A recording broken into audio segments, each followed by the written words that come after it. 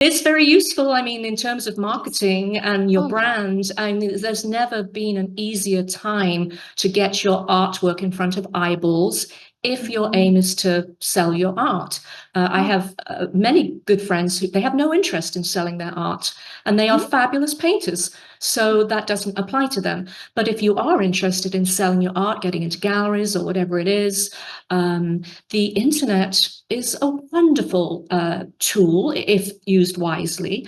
When I first started, seeking out commissions, there wasn't an internet.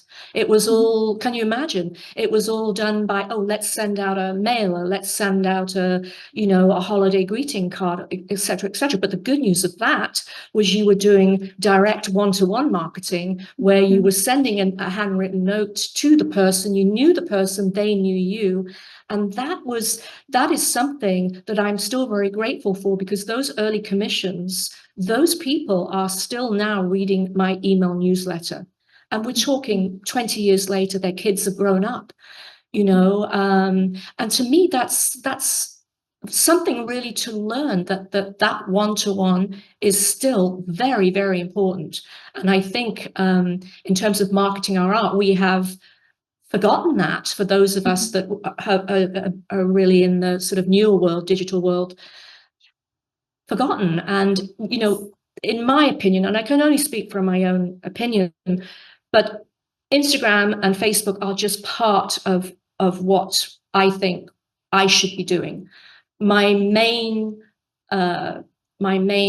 thrust is still as much direct communication as I can get with people is still my goal. I mean, I'm, even in the thrust of my artwork, I'm interested in the direct interaction with people, the sitter, the person on the street. I'm a people watcher. I'd rather be sitting in a sidewalk cafe than in a forest. That's just me. I'm interested through my portrait art in, the unique thread of humanity that connects us all. And I know from my face project, which was a project done over a good 7 years, and it was tied in with 3 different newspapers, one in Ventura, one in Malibu, and one in Charleston. And the sitter would come in, do a 2-hour sitting, no more, because they're real people, they're not models. And then they would be interviewed for their life story, what they felt about being painted, and that would go into the newspaper cycle.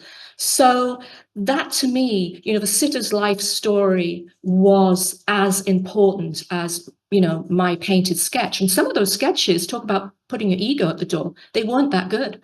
But in fact, a lot of them weren't that good. But my thrust was, or my mission was, the direct interaction. So the moment that person left the room, their essence had gone. And in my opinion, for me, if I start touching it up from a photo afterwards, it looks more polished, but it's not the life force there anymore. So you have this juggle with, and my juggle was, no, I'm doing it that way, and it worked for me.